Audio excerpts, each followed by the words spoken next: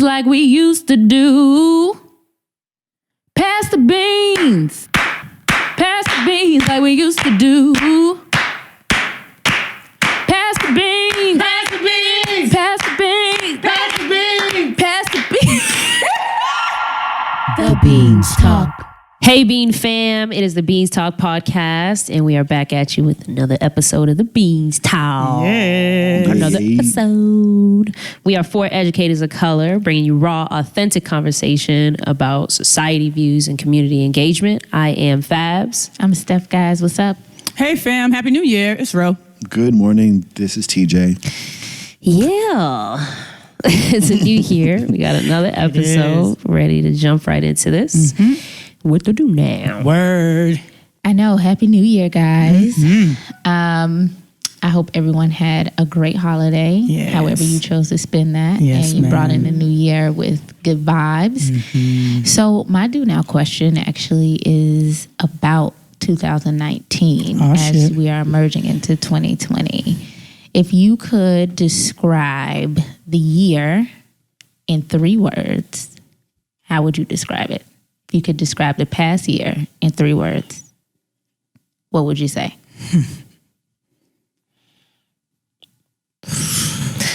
I'd say a clusterfuck. A A clusterfuck? cluster. I don't even know what that means. Fabula Sabzilla. I don't know. It's the best way Get that I outta could here. like describe it, to be honest. It's like, I don't know. It's been, there are good times and then there are rough times and confusing times. And I think it was just like a whole journey, to be honest. It was like a moment of just like I'm here counting your words. consistent growth. I mean, am I supposed to define what a clusterfuck is? Oh, you're good. You're good. You're good. But yeah, it was a roller coaster, I would say. A lot of learning moments and stuff. It was very defining, I think. Yeah. My 3 words would be related to that. I think you actually took a word from my 3 that I would use. I was probably describe my 2019 as embrace the journey, because for me, like, I didn't accomplish.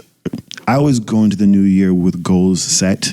Goals I wouldn't achieve for the year, and I didn't achieve them for 2019. And I think it's because, I've learned that sometimes things don't always come when you want them to come, but they will if you stay on track and if you keep that forward trajectory. Yeah. And I'm learning to embrace the journey and to also not comparing myself to other people and comparing my journey to someone else's, because we're all on different courses. So that's how I would describe 2019. Man, 2019, man. I think I'm going to steal a couple of pieces from both you, Fabula, and TJ. Like, a whole journey. Like, 2019 was rough. Shit was rough. 2019 Like that. definitely had a lot of downs, a lot of lows. But the reason why I didn't go with shit was rough was because although there were times where I was like, damn, this is trash, but there were also those moments where I was like, okay, this is why XYZ had to happen for me to end up here. And so looking at it as a whole journey was that there were the parts that needed to happen that I loved and the parts that needed to happen that I needed to learn from. So a whole journey 2019 was. Cool. That's what's up. How about you, Steph, babe? Mine is age of enlightenment. Yes, enlightenment is one word. It has multiple syllables. It's one word. Still one word. This year, I think echoes a lot of what you guys said. It's had a series of like ups and downs and in betweens. But I think through it all, I've found out a lot about myself this year than I feel like I have in previous years. And I think it's really promising for 2020 because it's going to really allow me to, really make some challenging decisions, but also position me to be the best version of myself that I've always aspired to be. So throughout ups, downs, in-betweens, I've learned a lot and become enlightened about myself and, where I came from and where I am now. So enlightenment, folks. Birthday. It's one word, girl. It has multiple syllables. I know, y'all, but that's what was killing me. That was a lot for me. Enlightenment. I don't think I said it right. Yeah. A little shaky. Keep the momentum, okay? Well, I hope everyone feels that, you know, if 2019 didn't end in the way that you hoped it would, that you have a whole lot of faith and promise for the upcoming year. I think 2020 is going to be one of abundance for all. And so... One of abundance. You are really on the counting of words now. You're mad. I mean, you know, as an ELA teacher, one of abundance. Can't stand you, TJ. Love you at the same time. Thank you for that. And I really hope we should really come back to this again. I think as we're like pushing through 2020, we should see like, what are the 3 words we would use to describe where you are now? Yeah, check in mid-year. I like it. I like it a lot. All right, y'all. Somebody has to remember that. It's not going to be me. It's not going to be me. I'm really excited to bring this topic to the table for y'all with the debate. And so let me give y'all some backstory. I'm going to be reading a couple of things, but then I want to hear from you guys. So reporting drug and alcohol abuse and BPS. Here's some backstory. So you guys know I'm really big on building relationships with students. I think once you take time to have the student know that you see them as a person, they'll tell you anything and they feel really comfortable to tell you things that they probably wouldn't tell a teacher who they don't really fuck with, right? Cool. Because I believe that this relationship that you have with the student can really change their lives, academically, but like also socially. I think our students are looking to us adults as like mentors, man, to like really help them figure out this shit we call life. So a colleague of mine, she was having a conversation with me around the superintendent's policies on drug and alcohol abuse reporting, okay? So she was just talking. I was listening to her talk, and here was her story. She had a brown student.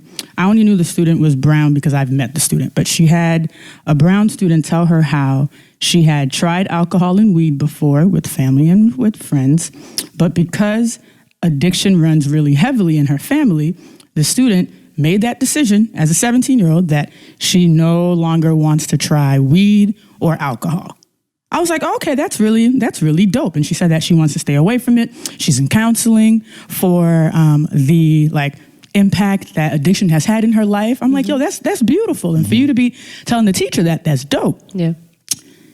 The teacher said that she has to report this to not to the superintendent, to the headmaster, because she's a mandated reporter. She's a mandated reporter, okay? And so I was like, what are you talking about? And so I had gotten hold of the superintendent's circular, which is something that the superintendent sends out to let us know how we should be dealing and reporting with our students. So with the drug and alcohol abuse circular, let me just read to y'all, when reports of incidents related to drug or alcohol abuse have to be reported, okay? Number 1, all school department personnel are under obligation to report to the principal, headmaster, or other designated administrator any and all incidents of suspected incidents involving the use, possession of, or distribution of any drug, alcoholic beverage, or weapons by any student while she is under the authority of the Boston School Department. Number 2, all school department personnel are to understand that in the event they are subpoenaed to testify in a court of law or other proceeding, they are obligated to reveal any information pertaining to drug, alcohol, and weapons incidents, even if such information was given to them in confidence. Number 3, all school personnel are to understand that they are prohibited from making deals with students whereby they agree not to notify law enforcement agencies of known or suspected illegal activities involving drug, alcohol, or weapon incidents. Each and every incident or suspected incident is to be reported immediately to the appropriate principal, headmaster, or designated administrator in accordance with school department policy and procedure. It goes on, the circular goes on, but what I wanted to bring to the table with y'all is, should my colleague report this to the headmaster if the student has already decided that this is a behavior that they no longer want to engage in. Wait a second. So just for clarification, I got you. This is the student was not doing the drugs or alcohol on school property, right? Not on school property. But they were doing it. They had done it They before. had done it before, and they said that they were stopping. Yes, ma'am. This is tricky. Yeah, very. It sucks because you kind of put a wedge. You start to create a wedge between mentor and mentee. That's how I'm going to describe it, whether or Okay. not it's educator and Yes, ma'am. students. Yes, and ma'am. Say mentor, mentee. I feel like that puts a wedge, like these policies and stuff like that. Like it's like somebody can't confide in you inside of this journey that they're taking on, a decision, a very mature decision based off of their own experiences and what's going on inside their own family. I feel like I don't know if the mentor should actually be saying something if it's not an active action. It's if it's something that they had done in the past. That's I don't know. I feel like that's tricky. And would by reporting it, this would lead to disciplinary action of that student? I would assume so. Because I'm looking Because at... why do you have to alert law enforcement? Like, what's that about? Like I feel like that's going to end up taking it to the family. You know what I mean? Which will ultimately cause another layer of issues, which in the long run and in the future will really hurt this student or mentee in the long. You know what I mean? Like, Yeah. Well, yeah, I definitely agree. I think that this is one of those things where like you have to, like if it were me and I was the mentor and a mentee came with me with this story, would I have told? No, I would have not have. And I'm not saying that's like, I know like technically that's the wrong thing to do, but I mean, that's just how I would move if I were in that situation. I feel like I agree. It's like kind of counterintuitive for you to like it just causes more problems, and it just doesn't feel like the right move to make. Yeah. Even though it says in the circular you should, but You are to report each and every incident or suspected incident, report it immediately to the principal or the headmaster. wow.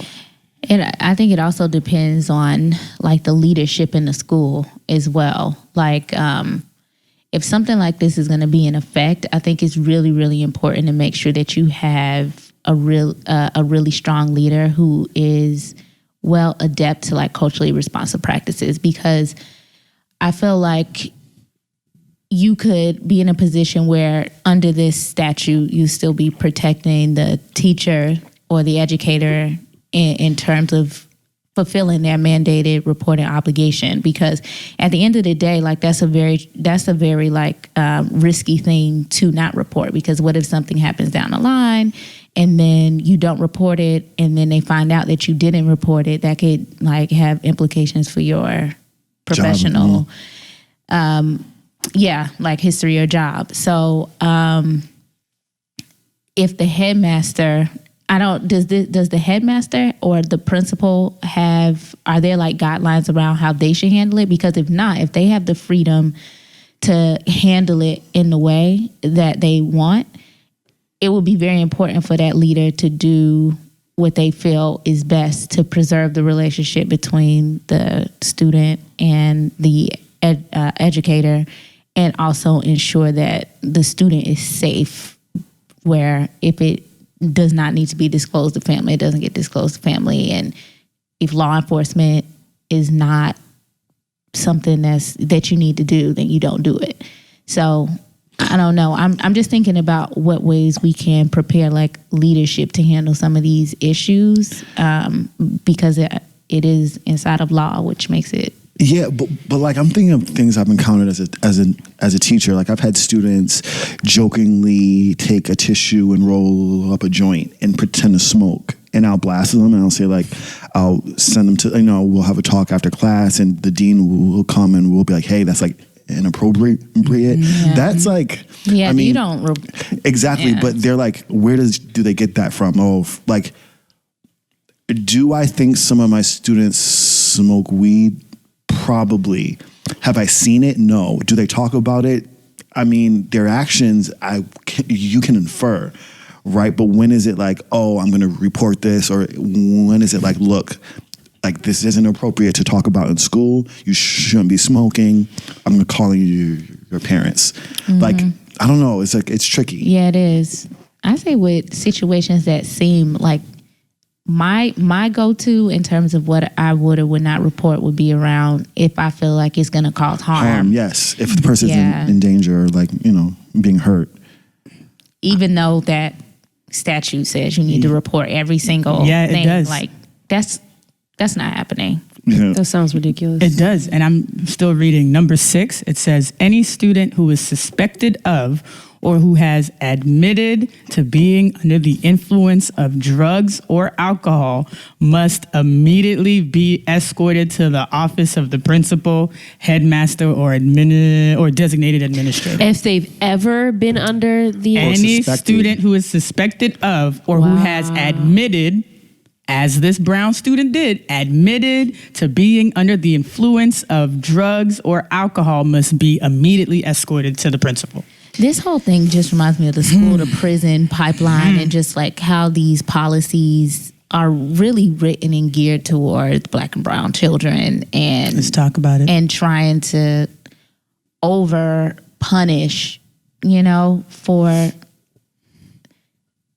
I don't know, the law itself. Yeah, I wonder if other schools or other districts and stuff like that have the same kind of policies and stuff like that written inside of their thing to approach the situations in the same manner. I'm sure it's similar, but the word that just like suspecting someone, like I could have suspected that kid that rolled the joint in class with tissue. I could have suspected he was using drugs, or he learned that from home, or someone showed him how to do it, or he's actually done it. Like, where's the line? It's like very hard to tell these days. Kids, especially marijuana, is they're exposed to it at a very young ages.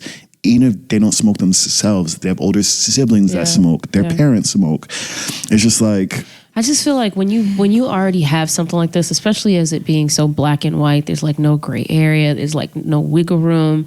I feel like something like this, let's say that, since she's mandated or he's mandated, I'm not sure if it was a woman or a man, they go to the principal, they bring it up. Now, this is attached to this mentee for like throughout is what it seems like. And so what if word gets around and now it's like now people are treating this mentee differently, you know what I mean? And that can drive them to probably revert back to like drugs or alcohol or whatever it is whatever their vice is. I don't know if I should describe it as vice, but you know what I mean. But yeah, it's like that's going to be attached to their name for a very long time, if not forever.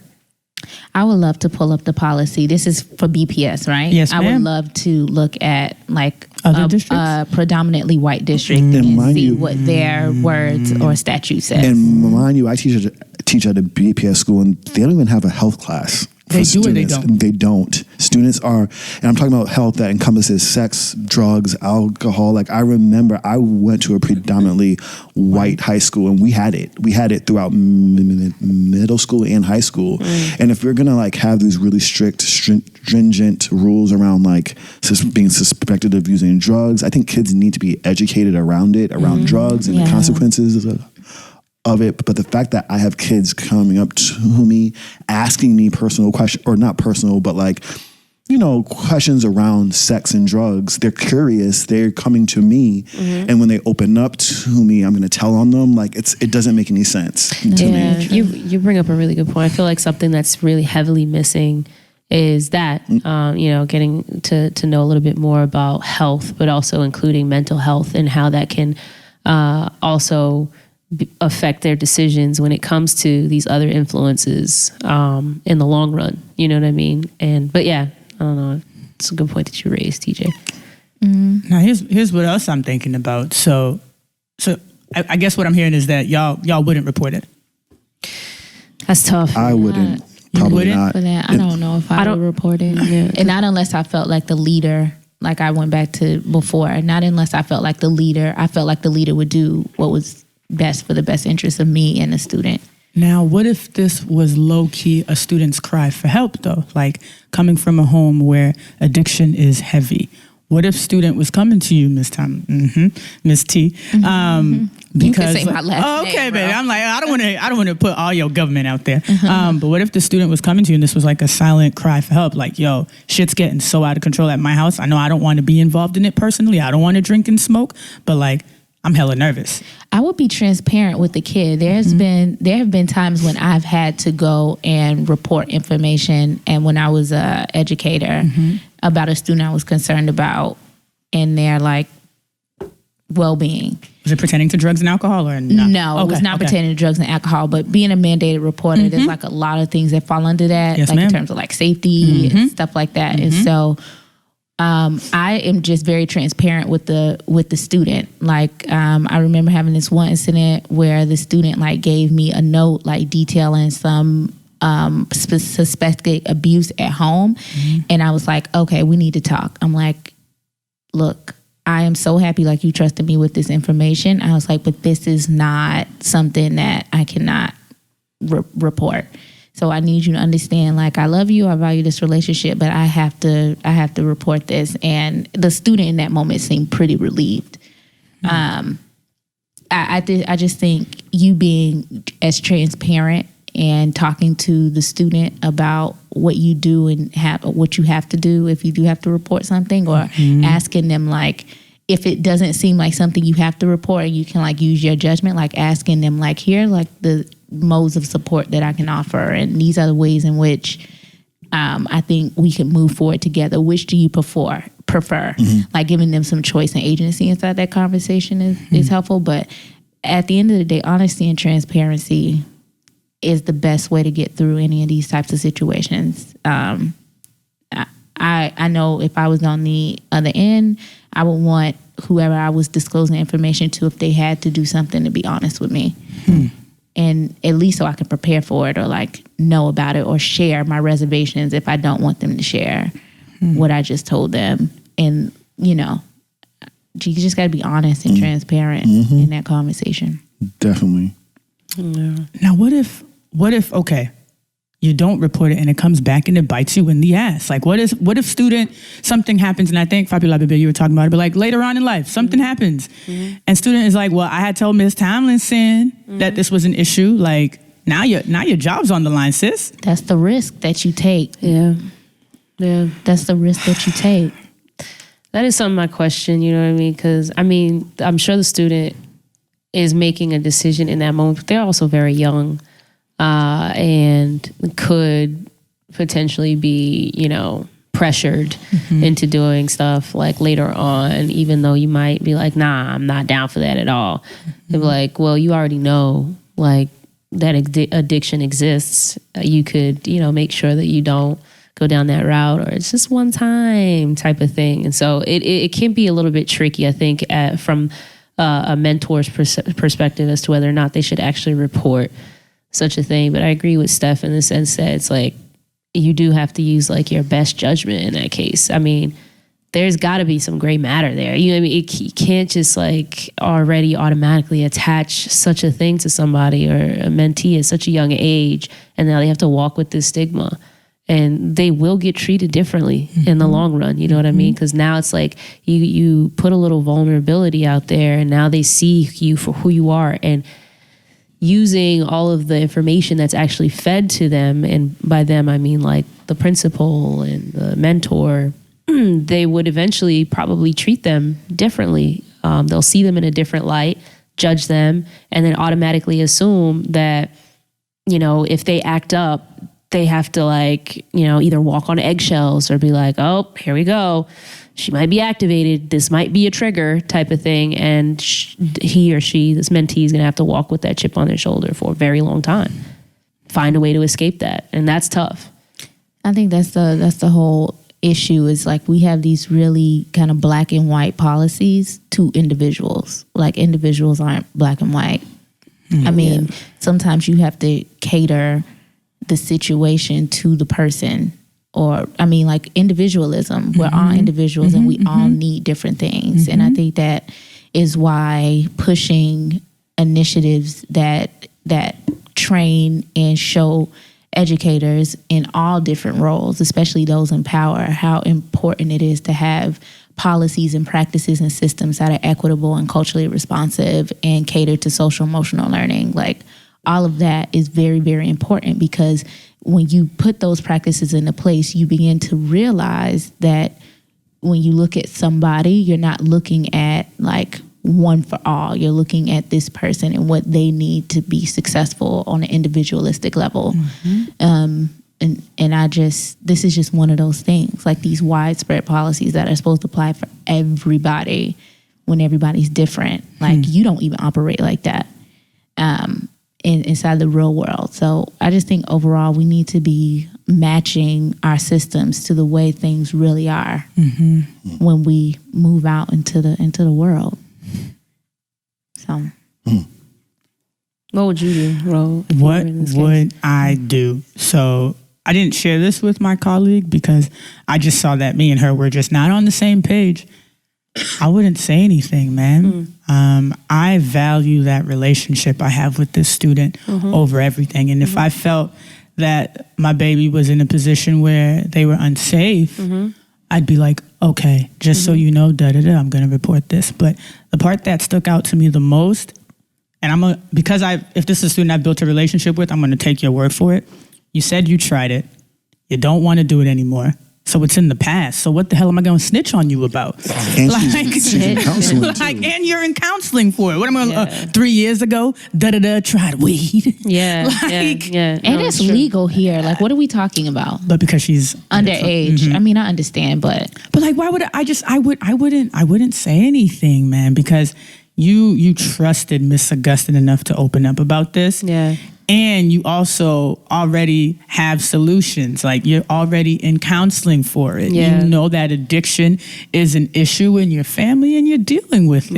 Right. so she tried it, or he or she tried it once? They tried it in the past. I don't know if it was my colleague didn't say if it was a one-time thing or a multiple time thing, but they tried it in the past. But they weren't addicted to it. No. Okay. But when my colleague pulled up the circular, I was like, because she was like bent out of shape. She was like, oh my God, I have to.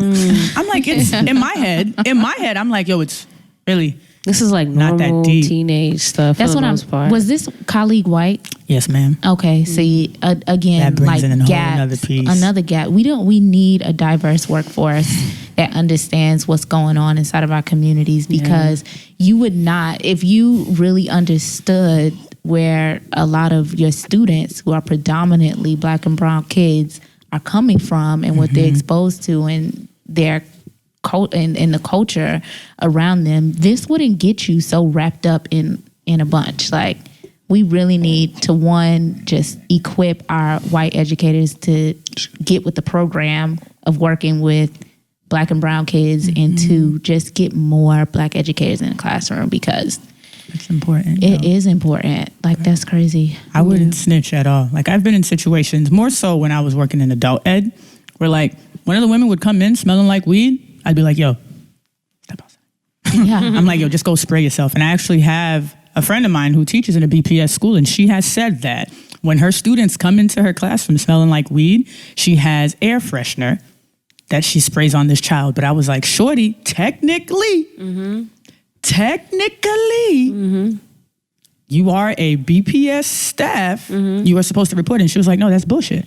She was like, that's an attack on, and this is a white teacher who said that's an attack on our Black and brown babies. See, this is what I'm saying. That's what she said. If I had a student who came in smelling like bud, I would definitely tell the principal. I would say like, yo, this kid he smells like, meaning like that, what if I just come from a home? Right? Snitch. No, I'm Is that the same thing as reporting? Yeah. Just telling a principal like, hey, that's this exactly is what you would do. Yeah. But I would That's your also next just, step. I would be careful. I have to think about the leader who I'm telling it to, because especially when I was working inside of leadership, the type of strategy around trying to look and target, like using that as a crutch to target specific students to like get them out of the building and out of the door, like, it's a really fine line.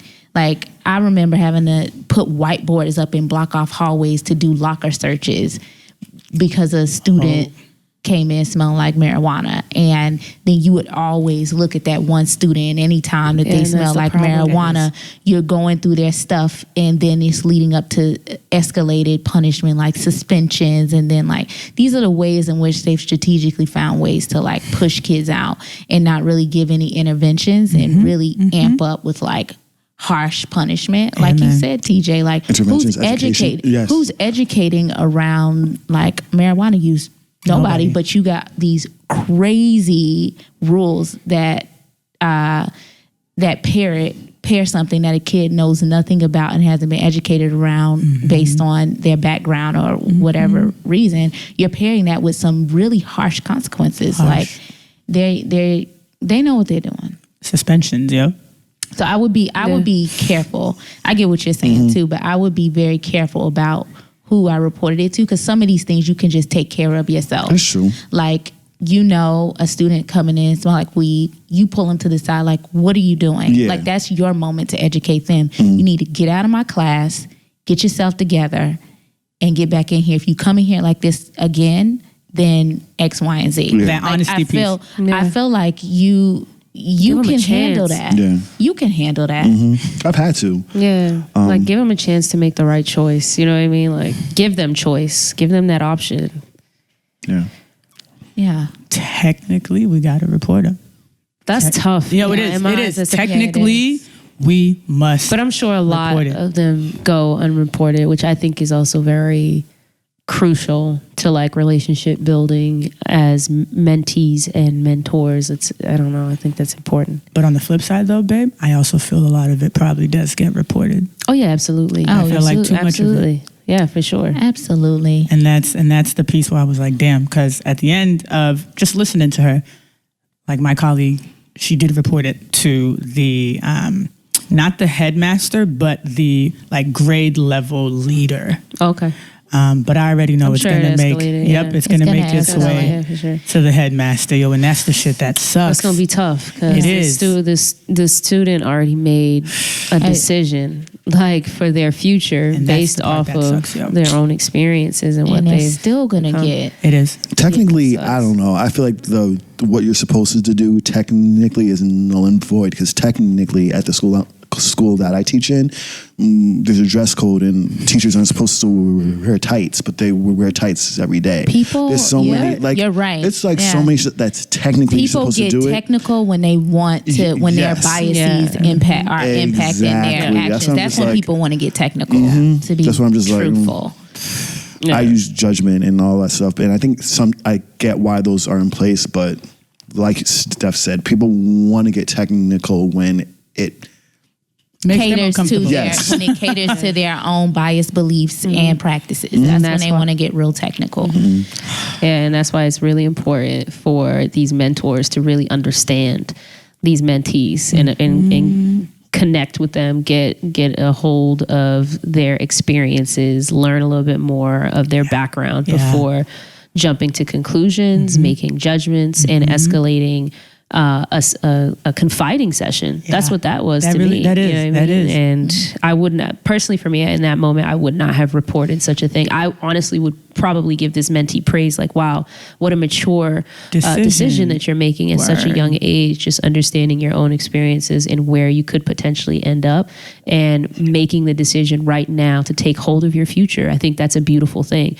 That versus reporting something, imagine how this student's going to end up closing themselves off to so much and the impact that it's going to have on them in the long run. You know? The dynamics of their relationship is going to change. Absolutely. Definitely And change. that's what kills me. It's like, damn, shorty trusted you.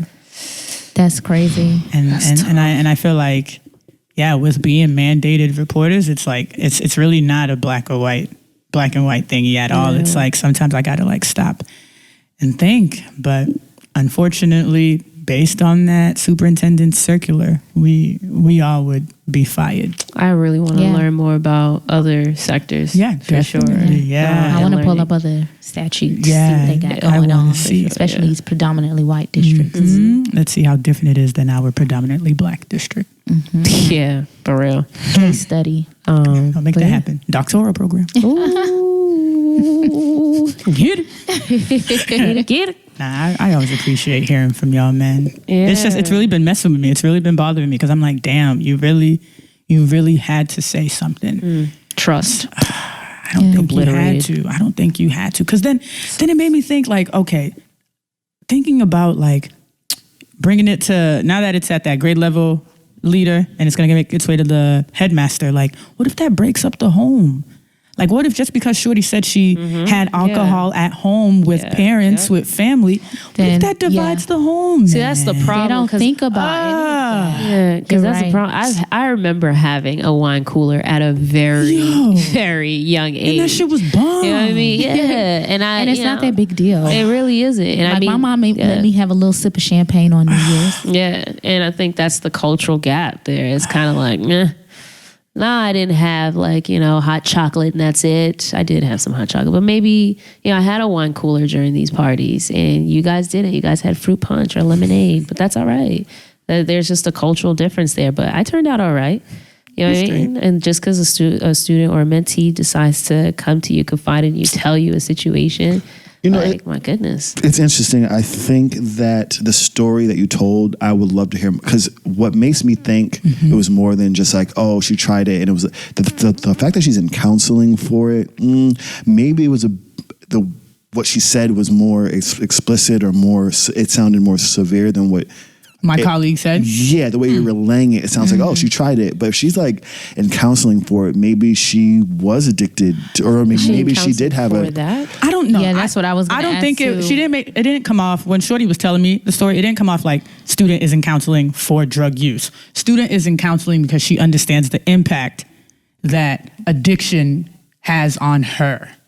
On her family. Yeah, she like has on her other family. addicted people in her family. So she's trying to like work through that trauma. Right now. So she's being proactive right now with her current experiences. I think that's deep and powerful, and I would commend. And talking about counseling at that age in the Black community, 17. that's already such a rare, absent thing that she sought that out. But now I ain't finna talk about it no more because you already told the grade level. Trust obliterated. Yeah. Gone. Yeah, that's tough, man. That's really, really tough. Thank you, Ro, for bringing that to the table. That's a very necessary conversation. Yeah, it is. I'll send y'all that circular and y'all can look at it more in depthly. But yeah, man, it's sad. I would love to revisit that at some point, and actually learning a little bit more about other districts and sectors and stuff like that. But thank you for bringing that. I'm here for y'all to the debate. Yeah, always here for y'all. It's time for the word of the day. Everything you do makes me laugh. Yeah. Oh, yeah? I can't take you seriously at all. Oh, well, I don't. That's not a good thing. I can't. It's actually borderline disrespectful. You're fine. Ale. But excuse me. Go, yo. Yeah. So the word of the day, I chose this word because of the upcoming 2020 school year, and just talking about our goals and how sometimes 2019, for some people it didn't go as well as you hoped. So the word is propel. I don't like it. I don't like. Delete it. Propel. Well, I don't like the fact that the way you said it. Go ahead. Okay. Well, propel means to drive, push, or cause to move in a particular direction, typically forward.